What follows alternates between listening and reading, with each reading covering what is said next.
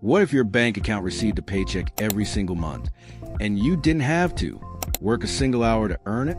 No side hustle, no overtime, no staring at stock charts at 6 a.m. Just money arriving consistently because you made smart decisions about where to put your money. Here's what's wild. 2026 revealed that dividends have accounted for roughly 40% of the total return of the S&P 500 since 1930. Not 5%, not 10%, 40%. Nearly half of all the wealth generated by the stock market over the last century came not from stock prices rising, but from companies simply paying their investors regularly. Yet most beginners completely ignore this and chase rising stock prices alone, leaving nearly half their potential returns on the table. And here's the reality of 2026. With markets swinging wildly and entire industries being disrupted overnight, investors everywhere are searching for something stable, something that pays them while they wait. Dividend investing delivers exactly that. You get paid while you wait. But done wrong, dividend investing can hurt you just as badly as any other strategy. And today, we're making sure that doesn't happen to you. Let's get into it. 1. What dividends actually are and why companies pay them. Before we talk strategy, let's make sure we're on the same page, because most beginners have just enough knowledge about dividends to get themselves into trouble. So what is a dividend? Simply put, it's a slice of a company's profits paid directly to you just for owning their stock. When you own shares in a dividend-paying company, the company sends you a cash payment, usually every 3 months. They're basically saying, we made money this quarter, and here's your cut. But here's the question most beginners never think to ask. Why would a company give money away instead of keeping it? And the answer to that question tells you everything about whether that company is worth investing in. Companies pay dividends for one of two reasons. Either they generate more cash than they can productively use to grow the business, which is actually a sign of a mature, highly profitable operation, or they pay dividends as a signal of confidence, essentially telling investors, we are stable enough and profitable enough to commit to paying you regularly, quarter after quarter. Both reasons are powerful signs of a healthy business. Here's the 2026 angle worth paying attention to. Some of the biggest tech companies in the world, companies like Microsoft and Meta, are now paying dividends for the first time ever. Why? Because they're generating so much cash that even after spending billions on AI development, they still have more money left over than they know what to do with. When a company is that profitable, that's exactly where you want to be as an investor. Understanding why a company pays dividends makes you a smarter investor than most people who simply chase the biggest number they can find. 2. The yield trap, the mistake that wipes out beginners. Let me ask you something. If one stock pays you 3% annually and another pays you 12% annually, which one looks more attractive? If you said 12%, you just fell into the most dangerous trap in dividend investing, and it has cost countless beginners thousands of dollars in losses they never saw coming. Here's why. A dividend yield is calculated by dividing the annual dividend payment by the stock price. So when a stock price falls dramatically, usually because the business is falling apart, the yield automatically shoots up. That 12% yield often means a market has already figured out something is deeply wrong, and the stock has been punished for it. You're not getting a great deal. You're buying a sinking ship that looks generous on the surface.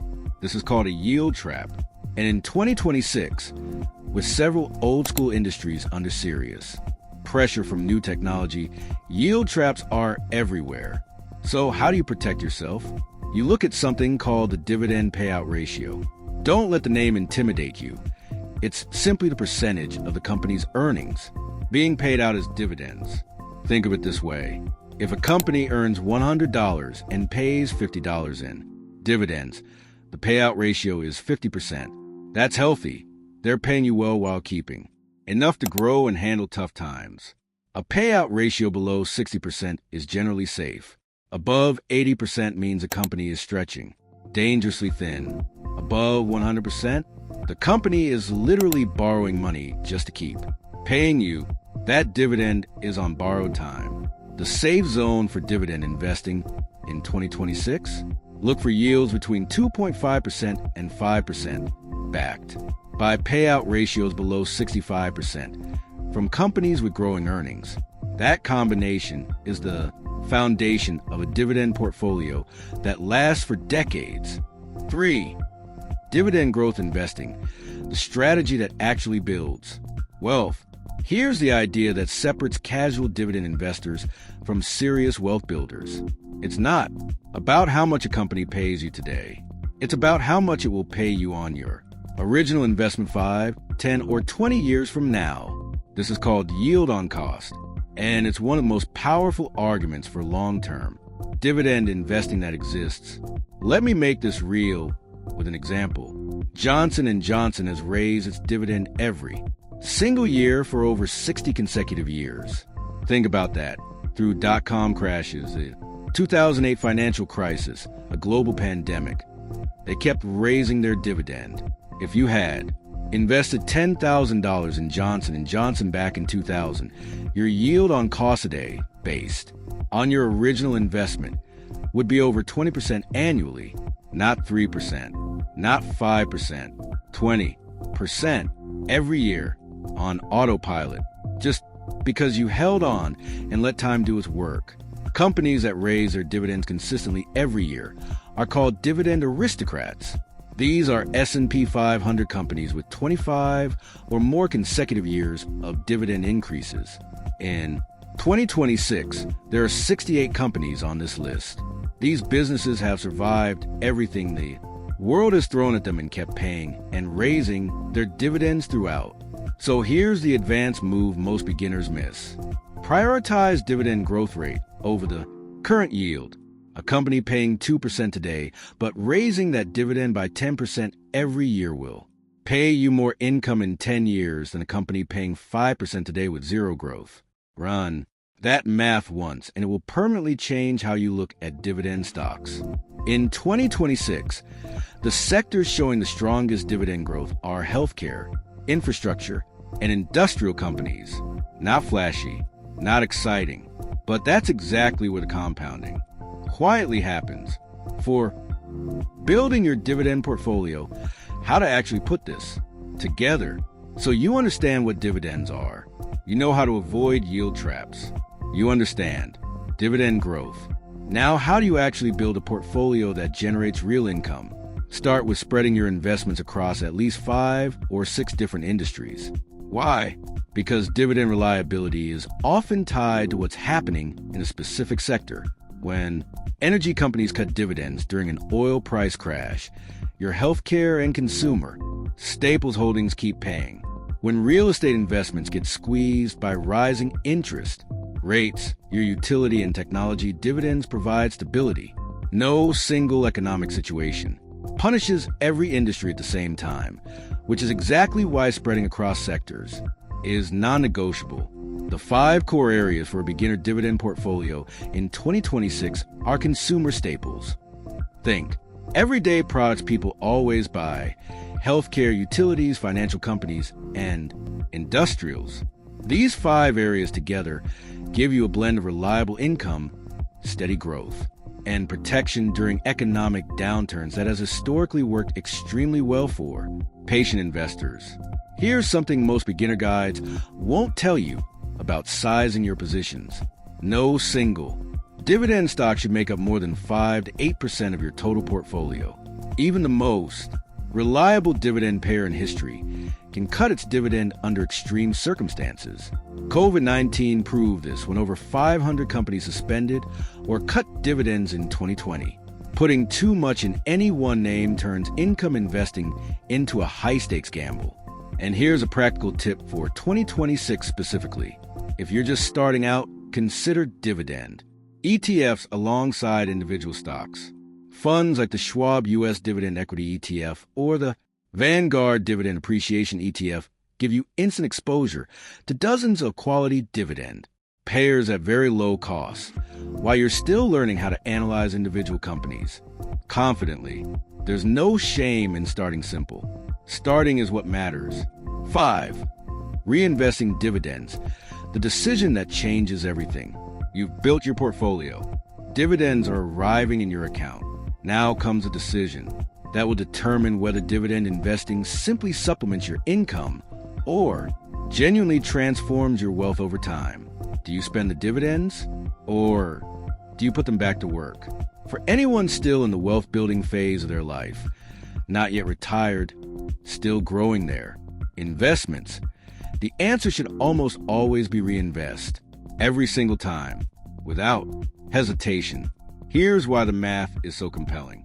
A $100,000 dividend portfolio generating 3.5% in annual dividends produces $3,500 per year. If you spend those dividends, you still have $100,000 working for you next year. If you reinvest them, you now have $103,500 compounding for you.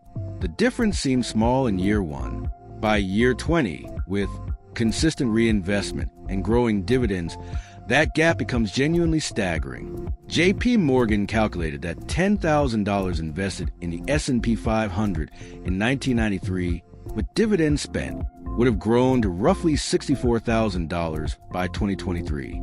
The same $10,000 with dividends reinvested grew to over $182,000. Same starting amount, same time period, nearly 3 times the outcome. That is the raw power of dividend reinvestment compounding quietly in the background year after year. Most brokerages in 2026 offer something called a DRIP, a dividend reinvestment program. It automatically takes your dividend payments and buys more shares on your behalf, usually with 0 transaction fees. You set it up once, then you leave it alone and let time do the rest. And here's the advanced move that most beginners only discover years too late. When markets drop and your favorite dividend stocks fall 20 or 30%, your reinvested dividends automatically buy more shares at lower prices, speeding up your compounding exactly when most investors are frozen with fear. Suddenly, market drops aren't something to dread. They become an opportunity your system exploits automatically without you doing a single thing. And there it is, your complete beginner's guide to dividend investing in 2026.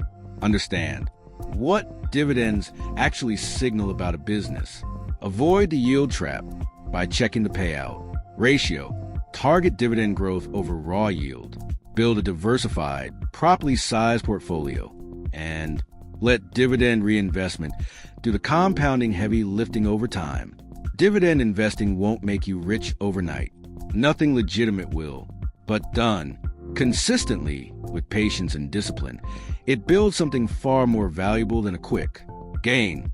It builds a system that pays you for life. So tell me in the comments, are you already investing in dividend stocks, or is this brand new territory for you? I'd love to know where you're starting from.